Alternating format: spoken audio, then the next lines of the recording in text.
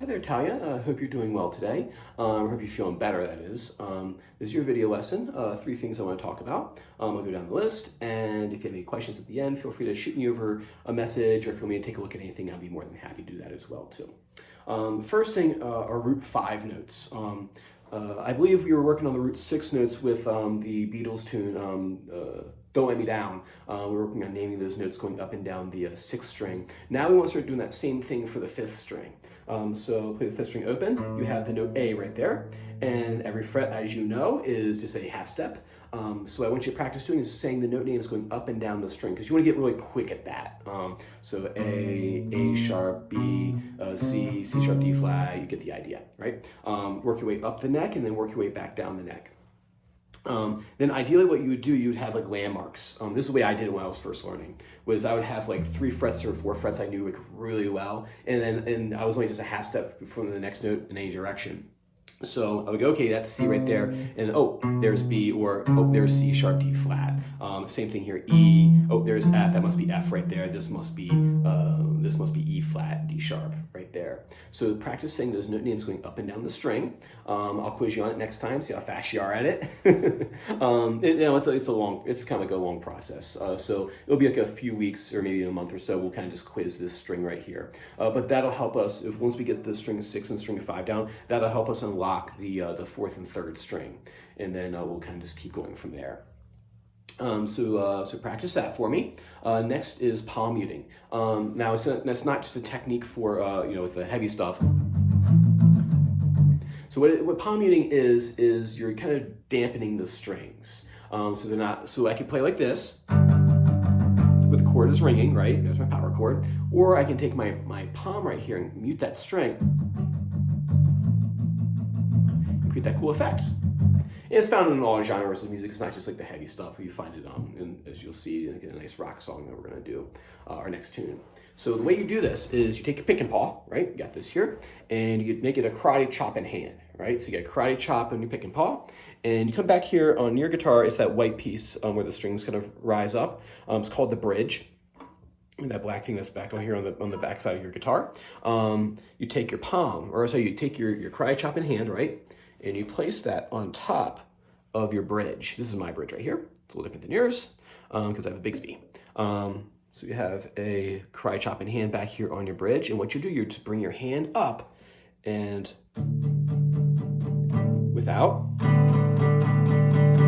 the karate chop in hand mute, and just dampening the strings a little bit. Right. So you can kind of control how much damping that you're doing by moving your hand up and down the strings. For this song that we're going to do, we're not going to need too much of it. It's just to deaden the strings just a little bit, create like a percussive sound. So we're here like this, and I'll bring my hand up. And you can practice kind of bringing your hand. See, there's a lot there.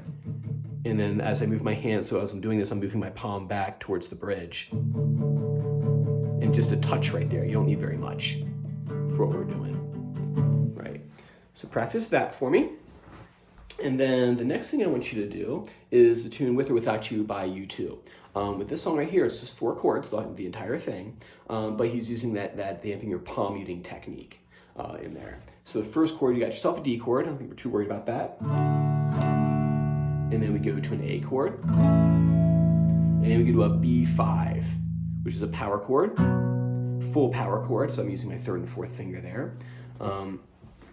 And make sure to turn your hand horizontal and be in horizontal hand. Remember that now that we're on string 5 with this chord, right? We have to do something extra with it that we didn't do with the Beatles tune. So if you listen to this right here, the Beatles tune, we could do this, right? But now we're down here. We got to be careful not to let this 6th string ring. We have to dampen that one as well. We have to mute that one as well. If I don't, these chords will sound like this on the 5th string. Not the biggest offense in the world for a P5, right? It's the 4th. So it's not like but if you do this, you get that 2nd in there, and it sounds kind of gnarly. So if you don't mute on those chords, if you're playing in like E flat or something like that, the little E string ringing out is going to sound terrible. So what you have to do is use the tip of your pointer finger to touch that string just lightly. You don't need to be on top of it or anything like that. You're just going to bump into it with the tip of your finger. So when I'm on this B5 right here, I'm muting strings 3 and 2 with this part of my finger right here, and then I'm muting the 6th string with the tip of my finger right here, right? And you want to practice is getting that up and on and off. So what I would suggest to you to work on would be to bring the B5 chord up, play the chord once, you have a nice horizontal hand here. I'm turned towards the pinky side. Drop the hand, bring it back up, right? Let's get that chord on and off, making sure that every single time you're getting that 6th string mute to happen. Down and then back up. See, I got that mute right there. Check it, and then strum the chord, right? And so that's the way I would practice that. And then what I would do is incorporate it into like one of the open chords. Because sometimes switching from a cowboy chord, these open chords, to the bar chord, because you're turning your hand, can be kind of tricky. I would practice going from A, and then swiveling my hand into horizontal hand for the power chord. So 1 strum A, and then to B5, right there like that. And what I'll do for this song is I'll bring my hand up for the strum pattern for it. Since U2 is like, 5 people in year 1, we kind of have to, all the echoey effects at the edges doing, we'll do that on a different kind of guitar. But for this song, what I would do to make it sound close to the recording is 1 and 2 and 3 and 4 in straight 8th notes. 1 and 2. See how I have my white palm mute on here? I bring my hand up. I'm getting those inner strings. Right, so A, so the D chord, 1 and 2 and 3 and 4 and A. B5.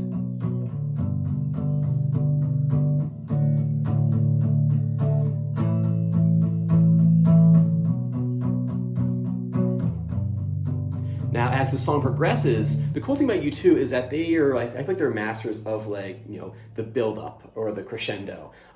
That whole song, the whole entire time it just does this and this and this, and by the end it's just this big, huge wall of sound. I think thanks to Brian Eno in his production. I think it's brilliant. But what we can do is, as we're strumming that, you can back that mute off a little bit. And as the song progresses, as you're playing along with it, kind of dig into the strings a bit more.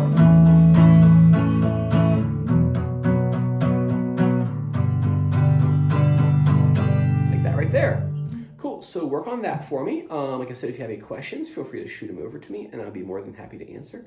And I will see you next Friday. Take care.